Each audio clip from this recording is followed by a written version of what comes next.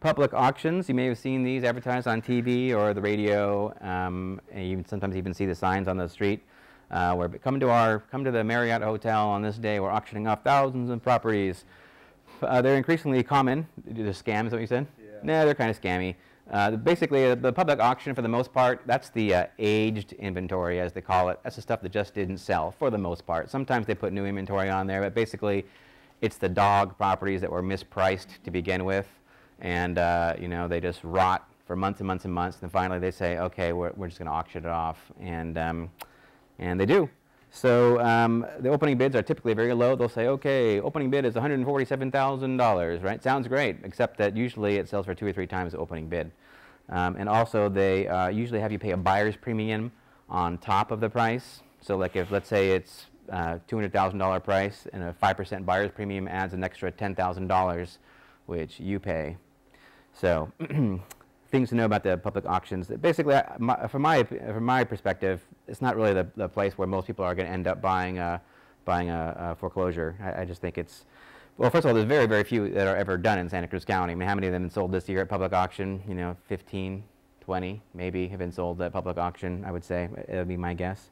The most common foreclosures are to be found typically in the South County, North Monterey County area. Increasingly, though, this year, and last year too, but this year increasingly we're seeing them more and more in the San Lorenzo Valley. Typically, foreclosure is a first-time home buyer, because when this whole thing started, it was a subprime people were getting foreclosed on, and that typically was first-time home buyers, and they were small and older fixer-uppers. That's the most common sort of foreclosure, is that kind of property. But it's starting to change. There are increasingly more and more foreclosures everywhere throughout the county, in SoCal and the west side and everywhere, you know, Capitola beachfront property. And I think we're going to be seeing more and more of that going on. And these people who have these, you know, $1.5 million mortgage who maybe don't have a job anymore. You know, it's hard to make the payments on that. And we are going to see them more increasingly in the ordinary, you know, SoCal, Aptos. I do a lot of broker price opinions for the banks, basically. Like in order to get their business, I have to go and tell them how much I think these houses are worth before they foreclose on them oftentimes. And like a couple of years ago, they were almost always in Watsonville, like 95%. And now I would say only half are in Watsonville, and the other half are in your neighborhood. In your neighborhood, they're everywhere. So if ever you see me driving off the camera right outside your house, you know, call your bank. Okay, let's see here. I want to talk a little bit about challenges in the marketplace. A lot of buyers are very, very frustrated with the market right now because inventory is very, very low. There's only about, our inventory is down about 40 to 45% from last year. Last year there was no great selection of homes either. So we are down, you know, we're down probably 75% maybe from 2 years ago. It's down a lot. The low end of the market, where most people want to buy, is extremely competitive because that's where most of the buyers are.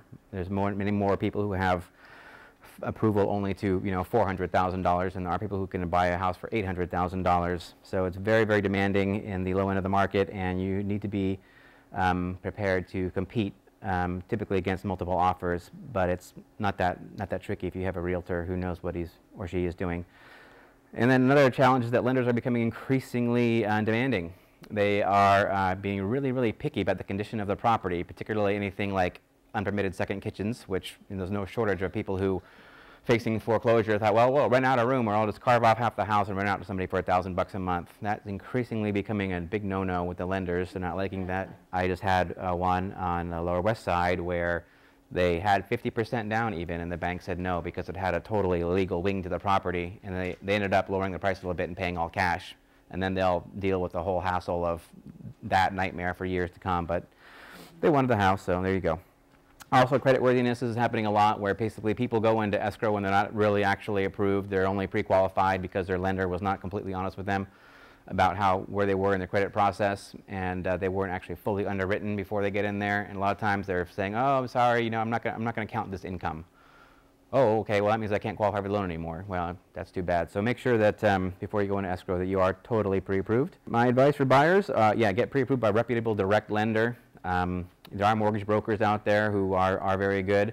But a lot of banks, when you're buying a foreclosure, they want to see a pre-approval from a direct lender like Wells Fargo, MetLife Home Loans, somebody who has their own money to lend versus a mortgage broker who just connects people with money. Study the market carefully. You know, when you're doing these overbids, a lot of the times the list prices on these REOs are actually far, far below market value. So if you see a property, don't think it's going to sell for that price. You should work with a realtor and carefully determine what the actual value of that property is likely to be. And don't be afraid if you have to spend 10 or 15% more than asking price, because a lot of times they want just to sell these properties quickly. They put them on, wait 5 days, get a whole bunch of offers, and you know, choose one of those. So carefully investigate the market, and you know, make sure you know what the real value of the property is. That'll help you a lot when you're competing with other buyers. So if you're doing a short sale, be extremely patient. Basically, just put your offer in and go about your business, I would say. And then turn a blind eye to blemishes. You see this all the time. Oh, that paint is horrible. It's a horrible paint color.